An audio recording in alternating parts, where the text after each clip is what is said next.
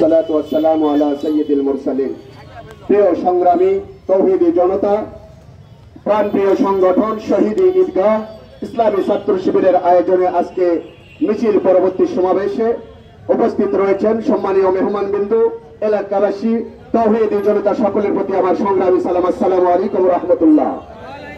প্রিয় ভাই এবং বোনেরা, আপনারা জানেন গত আওয়ামী সরকারের 15 বছরের দুঃশাসনে ইসলামী ছাত্র শিবিরের সাবেক কেন্দ্রীয় সভাপতি শফিকুল ইসলাম মাসুদ ভাই, যিনি বাংলাদেশের সমস্ত যুবকদের আইডল আইকন, সেই ব্যক্তিকে অবৈধভাবে মিথ্যা মামলায় গ্রেপ্তার করে রিমান্ডের নামে চরম নির্যাতনের স্টিম ট্রায়াল চালিয়ে তাকে পঙ্গু করার জন্য ষড়যন্ত্র করেছিল এই সরকার। সাবেক কেন্দ্রীয় সভাপতি দেলোয়ার হোসেন ভাইকে মানবিক নির্যাতন করে পৃথিবী থেকে বিদায় করে শহীদ করার চেষ্টা করেছিল, তারা পারেনি। আমরা আজকে বলতে চাই, সেই নির্যাতনকারী হুকুমদাতা তোমরা কোথায়? আজকে আসো। আজকে বাংলার জনতা জেগেছে, আজকের ছাত্র জনতা জেগেছে। যারা শফিকুল ইসলাম মাসুদের পা ভেঙেছিল, যারা দেলোয়ার হোসেনকে পাণ্ডুত্ব বরণ করে দিতে চেয়েছিল, যারা মুসলিম ছাত্র সংগঠন ইসলামী ছাত্র শিবির, যাদের মূল কথাই হলো এসো ভাই দলে দলে আল কোরআনের ছায়াতলে, তাদেরকে তোমরা নিষিদ্ধ করতে চেয়েছিলে। আজকে আল্লাহ রাব্বুল আলামিনের একান্ত অনুগ্রহে তোমরা নিষিদ্ধ হয়ে গেছো। তোমাদের জন্য আর এই বাংলার জায়গা নেই, তোমরা মামু বাড়ি দিল্লিতে অপেক্ষা করছো। আমরা শুনেছি সেখান থেকে নাকি যুক্তরাষ্ট্র যাওয়ার চেষ্টা করেছেন পালিয়ে, কিন্তু সেখানকার রাষ্ট্রপ্রধান নাকি তার ভিসা বাতিল করেছে।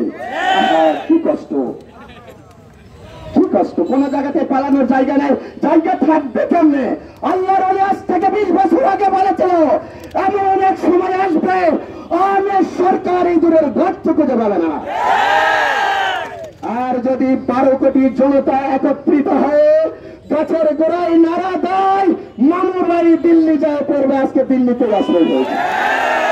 সুতরাং আমরা বলতে চাই, ইসলামকে নিষিদ্ধ করতে আসবেন না, ইসলামী ছাত্র শিবিরকে নিষিদ্ধ করতে আসবেন না, কোরআনকে নিষিদ্ধ করবেন না, আর তো করার সুযোগও পাবেন না।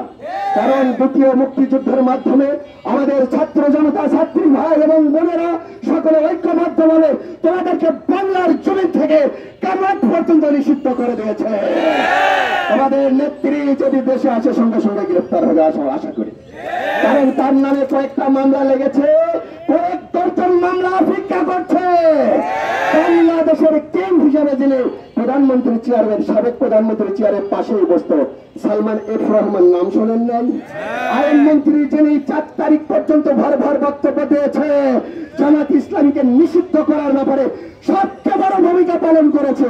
আল্লাহ রাব্বুল আলামিনের অনুগ্রহ ওই দুটাই আগে গ্রেফতার হয়েছে। সুতরাং ইসলামের সাথে লাগতে আসবেন না। আসুন আহ্বান করি, সবাইকে মোবারকবাদ জানাই। দায়িত্বশীল বৃন্দ আছেন, কথা বলবেন, আসুন সবাই মিলে আমরা ঐক্য হই, কাঁধের সঙ্গে কাঁধ মেলাই, বুকের সঙ্গে বুক মেলাই। আগামী দিনের বাংলাদেশ হবে আল্লামা সাঈদী সাহেবের স্বপ্ন দেখার বাংলাদেশ ইনশাআল্লাহ। আগামী দিনের বাংলাদেশের পার্লামেন্ট হবে সাঈদী সাহেবের স্বপ্ন দেখা কোরআনের পার্লামেন্ট ইনশাআল্লাহ। সবাইকে মোবারকবাদ জানিয়ে কথা শেষ করছি। আসসালামু আলাইকুম।